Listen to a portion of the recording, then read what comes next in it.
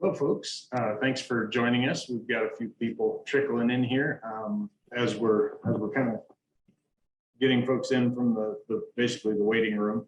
I'm going to kind of kill some time here just so we make sure everybody gets in who wants to get in. Thank you for joining us for the summit. I apologize for the technical issues that we had earlier in the day. Hopefully we got those kind of ironed out by the end of the day. If we have to do this again next year, it will be awesome because we've got to do, and we figured out how to make sure that we do it the right way. Just it kind of goes back to one of the things I picked up on in being able to kind of pop in and out of those sessions throughout the day.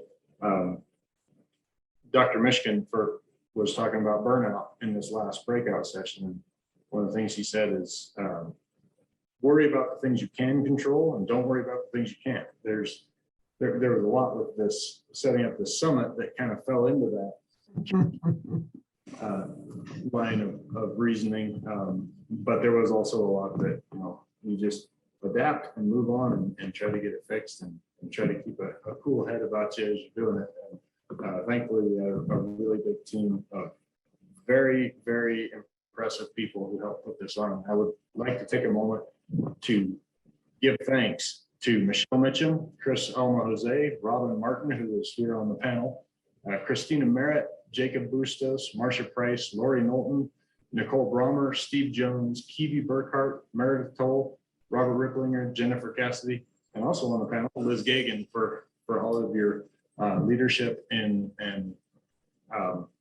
those of you who I named for doing so much to get this thing running, and then throughout today, fixing things that broke and we had to jump back and fix them. Thanks to the Summit Planning team for your very hard work. And I'd also like to thank the members of our executive team from the Department of Workforce Services we have today. We have Robin Martin, she's our CFO, Chief Financial Officer. Robin Cooley is our director. Liz Gagan is our deputy director, and Jason Wolf is our administrator for the workforce programs department division. Is that correct, Jason? Workforce standards. Thanks. Workforce standards. Oh, yeah. Sorry. But these folks are here to. They're going to talk about some of the things they picked up as they went through. They were very active in attending the sessions, and they might have picked up on some things that they want to reiterate. And then when they're done, we will have a chance for those of you in the audience to ask questions. If you have questions that you want to ask, please use the Q&A button down at the bottom of the screen. That's the easiest way for us to find the questions that you're asking. You can use the chat feature as well, but they get kind of buried in there. So if you use the Q&A button, we can ask questions a little bit easier and get those directed to one of these fine folks who can answer your questions. But Director Cooley, I got a lot out of what I was able to sit in on this. At the very beginning, when we were in the keynote with Dr. Michelle, we did have a couple of questions that I think possibly you might be able to answer. One of the questions was, why do we tend to ask in interviews when we're interviewing for a new position? Why do we ask the negative questions? Like, how do you deal with a difficult employee? What's the reasoning behind that? And is there value in actually, turning that around and trying to make a positive question instead? Well, thanks, Ty. And I will, and let me just say, Ty, thank you. You forgot to include yourself. Thank you for getting this set up, you and your team. The whole concept here has been agents of change. And that means being flexible and adaptable, like we know we need to be. And I think everyone took part in that today, and it was a huge success. So thank you first for that. And I as it speaks to that question, I will tell you that's a question I routinely ask. And maybe I can turn that around and put it as a positive. more along the lines of, tell me how you were able to deal with a more difficult individual, whether it's a client, it's an employee or whatever it is, and help turn that around so they had a positive experience with you or in your agency or with you as a manager. So there are ways, I suppose, to turn that around, but I'll tell you, that is something that I routinely ask, just because, you know, it doesn't matter. It doesn't matter where you are, what you're doing, or who you're working with. You're going to run into some difficulties, and you've got to be able to deal with it. And so just finding out how people look at that. Do they look at it as something to run away from or to shy away from at all? Or is it something to really address up front so that you can help that individual have either a successful experience with you if they're a client, or have a really successful experience with you as a manager, so that they going forward are able to increase their skill set, their own skill set in their careers. So that would be kind of my response. But that's a great question. I'm going to put it out to Liz, Jason, Robin. How do you handle that? I think generally speaking, why we ask some of those questions that, maybe focus on kind of a negative event. First of all, we've been counseled by human resources to ask behavioral-based questions. So, of course, you generally speaking, you're going to ask behavioral-based questions that are also positive. Tell me about your best success. How did you get there? But also, I think it's important, when you ask the negative question, preferably you'd like to see the person answering the question kind of turn it positive.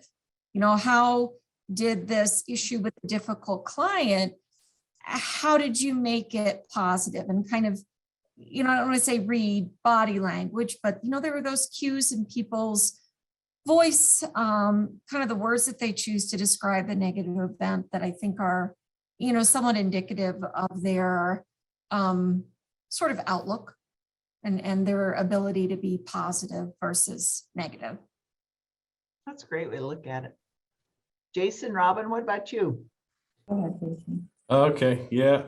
I think I kind of will go right along with what Liz said. I think there are times where, I've asked that very question in interviews. I have often through years of interviewing learned to kind of counter that with maybe how do you reward a good employee, so that, it does have that positive aspect to it, but you're still learning how a person can handle controversy throughout, maybe dealing with a difficult situation or a difficult employee. So I would echo that, and I would just add on to that today is a demonstration of taking a potential roadblock and turning that into a positive end result. And so that's what, I think those questions are getting at. That's what I would be looking for is, someone who's rolling with those punches and being able to adapt quickly. I think that's what those questions are intended to do. Excellent, thank you all. Did any of you have any epiphanies or something really strike you today as you were watching these sessions and say, hey, that's something I want to put to use, or I never thought of that, or anything else that along those lines from today's presentation? I wrote several things down from Dr. Michelle. I found that very beneficial. I love when she talked about every time you give a compliment, you say them $100 bill. I mean, who knew? Who knew that really being in the moment and paying attention and really addressing someone to talk about something they've done in a positive way and providing them recognition of doing something like that would have such an effect. I thought to me, that was pretty profound. We hear about the need to compliment and to recognize the good work of our team. And we all know that that's important, but correlating it that way kind of stuck with me as something I'm going to remember for a long time. Liz? Yes, I was happy to finally hear during the burnout session, this acknowledgement that self-care is great if you have the time. But too often you don't have time for that self-care. And I think many of us feel that way, but maybe it hasn't really been acknowledged by, kind of an expert in the field. And kind of related to that, I think over the last week or two, I saw an article about the oxygen mask theory, which is, you're on the plane and they tell you, make sure that you take care of your own oxygen mask before you help anyone around you. And I think that we're kind of at that point in time where we really need to kind of sit back and think about, are we meeting our own needs?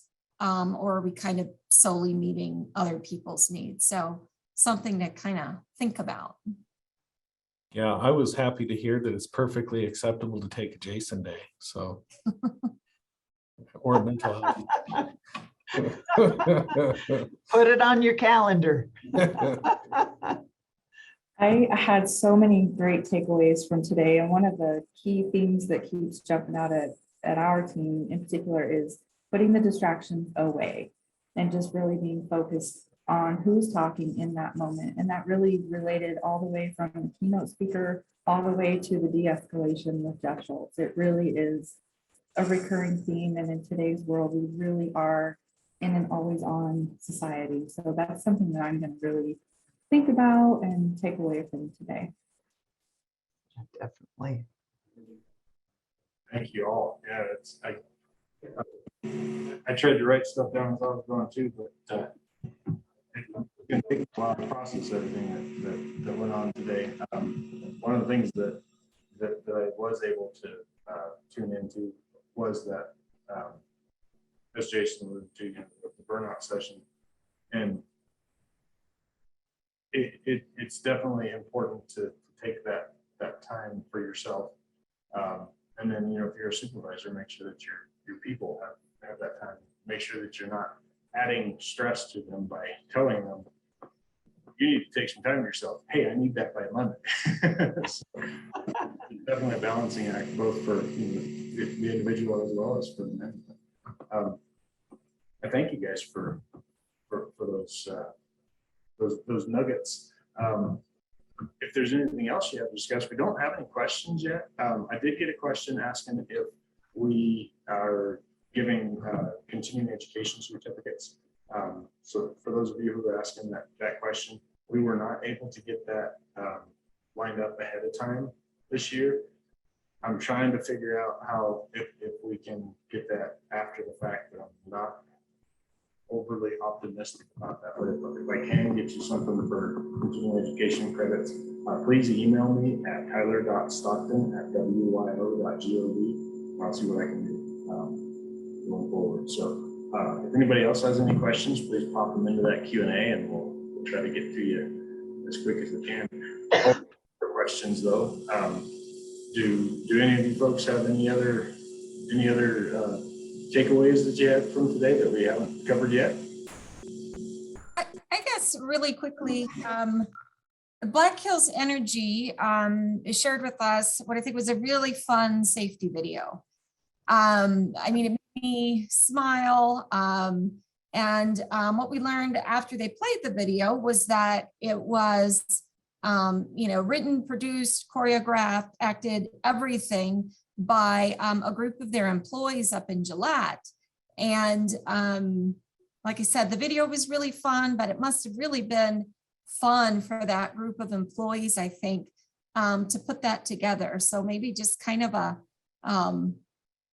think about those kinds of projects that are meaningful. Safety videos are obviously meaningful, but also may, kind of draw a group of employees together to work as a team and to have some fun. I know Director Cooley asked if we might be able to put that on our website, and they are checking. So I would say hopefully maybe in the next week or so, that's something we'd be able to share with the general public. Speaking of our website, Liz, we got a lot of the sessions recorded because of the technical difficulties. That first breakout session, we didn't get, I don't think we got any of those sessions recorded. But we're going to try to post all the videos from the breakout sessions, from the sponsor spotlight sessions, from the awards. We can't post the keynote session, but then this session as well. We're going to try to post all the ones that we are allowed to post on our website, and it'll probably be in that same place where the agenda was. And instead of the agenda links taking you to the meetings, the agenda link will take you to the recording of the session of those that we're allowed to post on the website. We're hoping to get those up next week or the week after, and so that if you missed one of the sessions that you really wanted to see, you can go back and watch those. There were quite a few sessions going on at the same time that folks wanted to see more than one, and this will give you an option to go back and watch the ones that you weren't able to attend. We do have the keynote speakers handout that we're going to post, and we'll post that also on the summit page. So we'll have that information for folks who want to go back and look something up. Any other takeaways?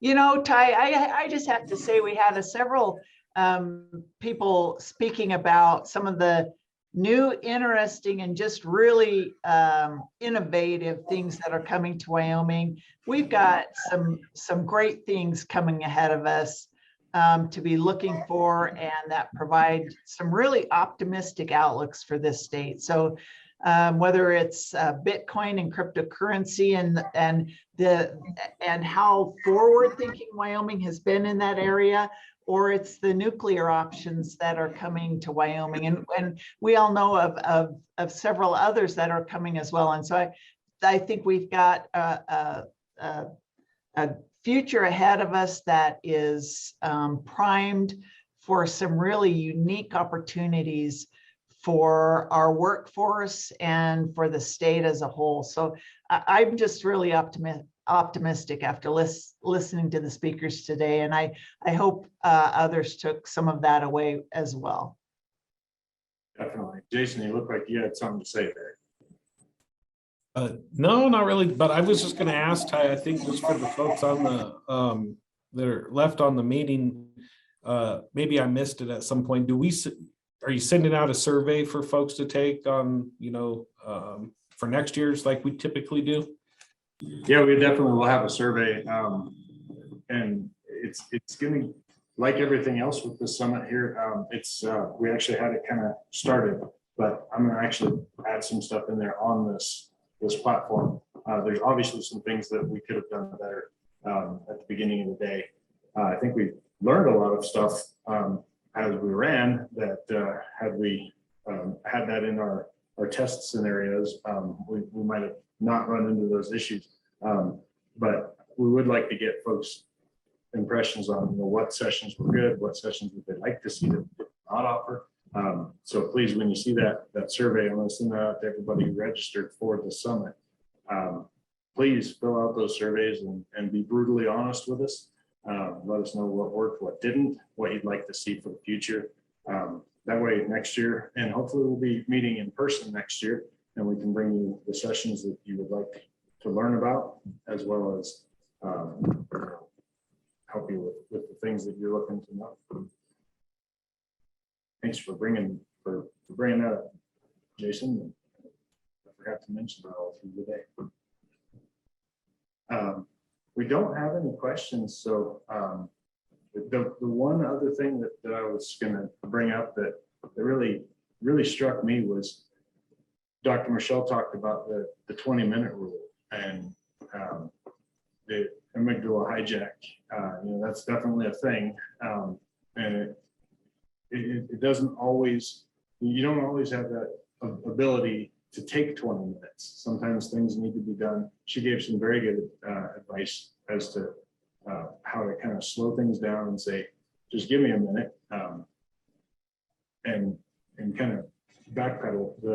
The biggest thing that she said in that was to be aware, to have that awareness, know when you're getting into that situation. Did you guys have anything you wanted to expand on the amygdala hijack? Any advice for folks who might find themselves in that situation, what they can do to make sure that they can make the situation good instead of going down the wrong road? I would say I even need longer than 20 minutes. I have to back up and really think about, okay, what was my role? What could I have done differently? And then only then am I ready to really kind of start sitting down and talking through to talk through the situation, to learn from it from both sides. So she has a 20-minute rule. I kind of have an overnight rule. I sit down and think about it overnight and think about my role and what I could have done different first, and then have the discussion. But I think that that's very valuable feedback to get. Don't immediately respond, because quite frankly, there are times that you learn there's a lot more going on than you're aware of, a lot more background and history to a situation than you know anything about. So gathering that information first, and then going from there is probably a really good path forward. Thank you, Drew. We don't have any other questions unless you guys have anything to add. I think we can probably call it a day, and I need to go write down some notes as to how to make sure we don't have the issues we had with it before I forget them. But thank you very much for bringing us together to put this summit on, and we do look forward to being back in front of folks in person next year, and just moving ahead and putting a lot of those, as Director Cooley mentioned, some of those very exciting opportunities that Wyoming has in its very near future, putting those to work and possibly talking about what are the next steps of those things next year, rather than just, hey, this is on the horizon. Now maybe we're talking about where do we go from here. So thank you again. And there's a lot of change going on with the pandemic, with folks working from home, all these other things. We thought we'd bring you agents of change as a way to maybe help you work through some of those new things. I hope that it worked for you folks. We've certainly learned a lot, and we appreciate you joining in and being agents of change. Thank you very much. We'll see you next year. Thanks, everyone.